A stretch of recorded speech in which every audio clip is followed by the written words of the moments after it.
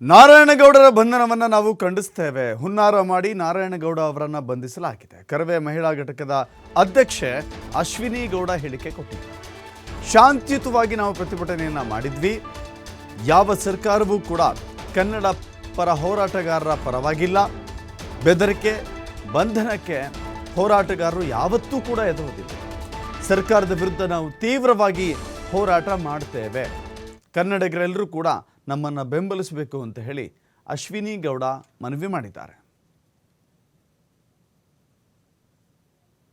ಕನ್ನಡೀಕರಣ ಮಾಡಬೇಕು ಅಂತ ಆಗ್ರಹಿಸಿ ನಿನ್ನೆ ಕರವೇ ಬೃಹತ್ ಪ್ರತಿಭಟನೆಯನ್ನು ಮಾಡಿತ್ತು. ಪ್ರತಿಭಟನೆಯ ನಂತರದಲ್ಲಿ ನಾರಾಯಣಗೌಡರನ್ನ ಬಂಧನವನ್ನು ಕೂಡ ಮಾಡಿರುವಂಥದ್ದು. ರಾತ್ರೋರಾತ್ರಿ ಬಂಧಿಸಿ ನ್ಯಾಯಾಂಗ ಬಂಧನಕ್ಕೂ ಕೂಡ ಒಳಪಡಿಸಲಾಗಿದೆ. ಈ ಬಗ್ಗೆ ಮಾತಾಡೋದಕ್ಕೆ ನನ್ನ ಜೊತೆ ಕರವೇ ಹಿರಿಯ ಒಂದು ಹೋರಾಟಗಾರರಾಗಿರುವಂಥ ಅಶ್ವಿನಿ ಗೌಡರು ಇದ್ದಾರೆ. ಅವ್ರನ್ನ ಮಾತಾಡ್ತಾ ಹೋಗ್ತೀನಿ. ಮೇಡಮ್, ರಾತ್ರೋರಾತ್ರಿ ನಾರಾಯಣಗೌಡರನ್ನ ಬಂಧನ ಮಾಡಿದ್ದಾರೆ. ಜೊತೆಗೆ ಒಂದಿಷ್ಟು ಕಾರ್ಯಕರ್ತರನ್ನು ಕೂಡ ಬಂಧಿಸಿರುವಂಥದ್ದು. ತಾವು ಇವತ್ತು ಯಾವ ರೀತಿಯಾಗಿ ಹೋರಾಟಕ್ಕೆ ರೂಪುರೇಷೆಯನ್ನು ಹಾಕೊಂಡಿದ್ದೀರಿ ಅಂತ? ನಿನ್ನೆ ನಾವು ಬಹಳ ಶಾಂತಿಯುತವಾಗಿ ಹೋರಾಟವನ್ನು ಮಾಡ್ತಾ ಇದ್ವಿ. ಅಲ್ಲೂ ಕೂಡ ನಮ್ಮ ಹಾದಿಯನ್ನು ತಪ್ಪಿಸುವಂಥ ಕೆಲಸವನ್ನು ಮಾಡ್ತಾರೆ. ನಮ್ಮ ಕಾರ್ಯಕರ್ತರ ಒಂದು ಹಾದಿಯನ್ನು ತಪ್ಪಿಸುವಂಥ ಕೆಲಸವನ್ನು ಮಾಡ್ತಾರೆ. ಅದ ನಂತರದಲ್ಲಿ ಅಣ್ಣನನ್ನು ಕಸ್ಟಡಿಗೆ ತಗೋತಾರೆ. ಆಮೇಲೆ ಬಿಡುಗಡೆ ಮಾಡ್ತೀವಿ ಅಂತ ಹೇಳ್ತಾರೆ. ನಾವು ತಡರಾತ್ರಿವರೆಗೂ ಕಾಯ್ತೀವಿ. 1:30 ರಾತ್ರಿಯಲ್ಲಿ ಷಡ್ಯಂತ್ರ ಮಾಡಿ ನಾರಾಯಣಗೌಡರನ್ನ ಬಂಧನಕ್ಕೆ ಒಳಗೆ ಮಾಡ್ತಾರೆ. ಹಾಗಾಗಿ ಇವೆಲ್ಲವೂ ಷಡ್ಯಂತ್ರ ಅನ್ನೋದು ನಮಗೆ ತದನಂತರದಲ್ಲಿ ಗೊತ್ತಾಗ್ತಾ ಇರುವಂಥ.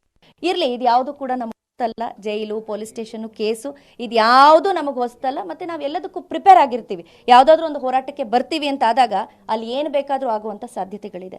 ನಮಗೆ ಜೀವ ಬೆದರಿಕೆಯನ್ನು ಬಂದಿರುವಂಥದ್ದು. ಯಾಕಂತಂದ್ರೆ ನಾಮಫಲಕದ ಒಂದು ಅಭಿಯಾನವನ್ನು ಕೈಗೆತ್ಕೊಂಡಾಗ ಅಣ್ಣ ಟಿ.ಎ. ನಾರಾಯಣಗೌಡರಿಗೆ ಕರೆಗಳು ಕೂಡ ಬಂದಿರುವಂಥದ್ದು. ಬಾಂಬ್ ಬ್ಲಾಸ್ಟ್ ಮಾಡ್ತೀವಿ, ನಿಮ್ಮ ಕಚೇರಿಯನ್ನು ಬ್ಲಾಸ್ಟ್ ಮಾಡ್ತೀವಿ, ನಿಮ್ಮ ಕುಟುಂಬಸ್ಥರಿಗೆ ತೊಂದರೆಯನ್ನು ಕೊಡ್ತೀವಿ ಅಂತ. ಹಾಗಾಗಿ ನಾವು ಅವರ ಹಿಂಬಾಲಕರಾಗಿ ಅಣ್ಣ ಯಾವಾಗಲೂ ಯಾವುದೇ ಕರೆ ಕೊಟ್ಟರು ನಾವು ಅವ್ರ ಜೊತೆಗೆ ನಿಂತ್ಕೊಳ್ಳುವಂಥದ್ದು.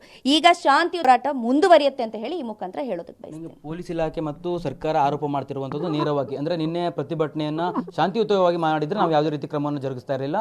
ಅಂದ್ರೆ ಕಾನೂನನ್ನ ಕೈಗೆತ್ತಿಕೊಂಡ್ರು, ಕೆಲವೊಂದಿಷ್ಟು ಪ್ರೈವೇಟ್ ಪ್ರಾಪರ್ಟಿಗಳಿಗೆ ಹಾನಿಯನ್ನು ಮಾಡಿದ್ದಾರೆ ಅನ್ನುವಂಥ ಒಂದು ಗಣನೀಯವಾಗಿರುವಂಥ ಆರೋಪವನ್ನು ಮಾಡ್ತಾ ಇರುವಂಥದ್ದು. ಅಲ್ಲ, ಈಗ ನಾನು ಹೇಳೋದು ಶಾಂತಿಯುತವಾಗಿ ಪ್ರಾರಂಭವಾದಂತಹ ಹೋರಾಟವನ್ನ. ಇಲ್ಲಾಂತಂದ್ರೆ ನಾವು ಬೆಂಗಳೂರು ನಗರದ ಒಳಗಡೆನೆ ಮಾಡ್ತಾ ಇದ್ವಿ. ನಾವು ಅಷ್ಟು ದೂರ ಹೋಗಿ ದೇವನಹಳ್ಳಿ ಹತ್ರ ಮಾಡುವ ಅವಶ್ಯಕತೆ ಇರಲಿಲ್ಲ. ಇಡೀ ರಾಜ್ಯಾದ್ಯಂತ ನಮ್ಮ ಕರವೇ ಕಾರ್ಯಕರ್ತರು 20,000 ಜನ ಅಲ್ಲಿ ಸೇರಿರ್ತಾರೆ. ಹಾಗಾಗಿ ಒಂದು 10 ಹೆಜ್ಜೆ ಕೂಡ ನೀವು ನಮ್ಮನ್ನ ರ್ಯಾಲಿ ಮಾಡೋದಕ್ಕೆ ಬಿಡಲಿಲ್ಲ ಅಂತಾದ್ರೆ ಇದು ಯಾವ ಥರದ ಒಂದು ಪರ್ಮಿಷನ್ ನೀವು ನಮಗೆ ಕೊಟ್ಟಿರ್ತೀರಾ? ಹಾಗಾದ್ರೆ ಹೋರಾಟಗಾರರಿಗೆ ಕೇಳುವಂಥ ಹಕ್ಕೇ ಇಲ್ವಾ? ಅಧಿಕಾರನೇ ಇಲ್ವಾ? ನಾವು ಶಾಂತಿಯುತವಾಗಿ ಪ್ರಾರಂಭ ಆದಂತಹ ಒಂದು ಹೋರಾಟವನ್ನ ಅದರ ಹಾಳಿ ತಪ್ಪಿಸಿದ್ದು ನೀವೇ ಅಂತ ಹೇಳೋದಕ್ಕೆ ನಾನು ಬಯಸ್ತೇನೆ. ಬೇರೆ ಬೇರೆ ಸಂಘಟನೆಗಳು ಕೂಡ ಕರವೇಗ ನಾವೀಗ ಬೆಂಬಲಿಸ್ತೇವೆ. ಯಾಕಂದ್ರೆ ನಮ್ಮಲ್ಲಿರುವಂತಹ ಒಳಜಗಳಗಳು ಏನೇ ಇರಲಿ, ಆದರೆ ಇಂಥ ಒಂದು ಸಂದರ್ಭದಲ್ಲಿ ನಾವು ಒಟ್ಟಾಗಿರ್ತೇವೆ ಕನ್ನಡಕ್ಕೆ ಅನ್ನುವಂಥ ಒಂದು ಸಂದೇಶವನ್ನು ರವಾನಿಸ್ತಾ ಇದ್ದಾರೆ. ನಿಮ್ಮನ್ನು ಯಾರು ಸಂಪರ್ಕ ಮಾಡಿದಾರಾ ಹೇಗೆ ಅಂತ? ಅಲ್ಲ, ಬಹಳಷ್ಟು ಜನ ನಮ್ಮ, ಯಾಕಂತಂದ್ರೆ ನಾನು ಹೇಳಿದಾಗೆ ನಮ್ಮದು ಬೇರೆ ಬೇರೆ ಹೆಸರುಗಳಿರ್ಬೋದು ಸಂಘಟನೆಯಲ್ಲಿ, ಆದರೆ ನಾವು ಮಾಡುವಂತಹ ಕೆಲಸ ಒಂದೇ, ಅದು ಕನ್ನಡ. ಕನ್ನಡ ತಾಯಿಯ ಸೇವೆಯನ್ನು ಮಾಡುವಂಥ ಪ್ರತಿಯೊಬ್ಬ ಯಾರು ಕನ್ನಡದ ಶಾಲನ್ನು ಹೆಗಲ ಮೇಲೆ ಹಾಕೊಂಡಿರ್ತಾನೆ ಪ್ರತಿಯೊಬ್ಬನು ಕನ್ನಡಿಗನೇ ಅಂತ ನಾವು ಭಾವಿಸುವಂಥದ್ದು. ಪ್ರತಿಯೊಬ್ಬರ ಬೆಂಬಲ ಈಗಾಗಲೇ ನೀವು ಸೋಷಿಯಲ್ ಮೀಡಿಯಾದಲ್ಲಿ ನೋಡ್ತಾ ಇದ್ದೀರಾ. ಎಲ್ಲರೂ ಕೂಡ ನಮಗೆ ಬೆಂಬಲವನ್ನು ಕೊಡ್ತಾ ಇರೋದು. ಈಗ ಟಿ.ಎ. ನಾರಾಯಣಗೌಡರು ಮಾಡುವಂಥ ಕೆಲಸಕ್ಕೆ ಅನೇಕ ಜನ ಬೆಂಬಲವಾಗಿ ನಿಂತಿರುವಂಥದ್ದು ನಿಮ್ಮೆಲ್ರಿಗೂ ಗೊತ್ತಿದೆ. ಈಗ ಅವ್ರು ಅರೆಸ್ಟ್ ಆಗಿದ್ದಾರೆ ಅಂತ ಆದಾಗ ನಮಗೆ ಶಕ್ತಿ ತುಂಬುವಂಥ ಕೆಲಸವನ್ನ ಪ್ರತಿಯೊಬ್ಬ ಕನ್ನಡಿಗನು ಮಾಡ್ತಾ ಇದ್ದಾನೆ ಅಂತ ಹೇಳಿ ಈ ಮುಖಾಂತರ ಹೇಳೋದಕ್ಕೆ ಬಯಸ್ತೇನೆ. ಕೊನೆಯದಾಗಿ ಸರ್ಕಾರಕ್ಕೆ ಯಾವ ರೀತಿಯಾಗಿ ಎಚ್ಚರಿಕೆಯನ್ನು ಕೊಡ್ತೀರಿ? ಯಾಕಂದ್ರೆ 14 ದಿನ ನ್ಯಾಯಾಂಗ ಬಂಧನಕ್ಕೆ ಈಗಾಗಲೇ ಕೊಡಲಾಗಿದೆ. ಹಾಗಾಗಿ ನಾರಾಯಣಗೌಡರು ಇಲ್ಲದೆ ನೀವು ಪ್ರತಿಭಟನೆ ಯಾವ ರೀತಿಯಾಗಿ ಮಾಡ್ತೀರಿ? ಜೊತೆಗೆ ಸರ್ಕಾರಕ್ಕೆ ಏನು ಎಚ್ಚರಿಕೆಯನ್ನು ಕೊಡ್ತೀರಿ ಅಂತ? ಅಲ್ಲ, ಯಾವುದೇ ಸರ್ಕಾರ ಬಂದರೂ ಕೂಡ ಏನು ಹೋರಾಟಗಾರರ ಪರವಾಗಿ ಯಾವುದು ಸರ್ಕಾರ ನಿಂತಿಲ್ಲ. ಈ ಸರ್ಕಾರವು ಏನು ವಿಭಿನ್ನ ಅಲ್ಲ. ಹಾಗಾಗಿ ನಾವು ಅವ್ರಿಗೇನು ಎಚ್ಚರಿಕೆ ಕೊಡುವಂಥ ಅವಶ್ಯಕತೆ ಇಲ್ಲ.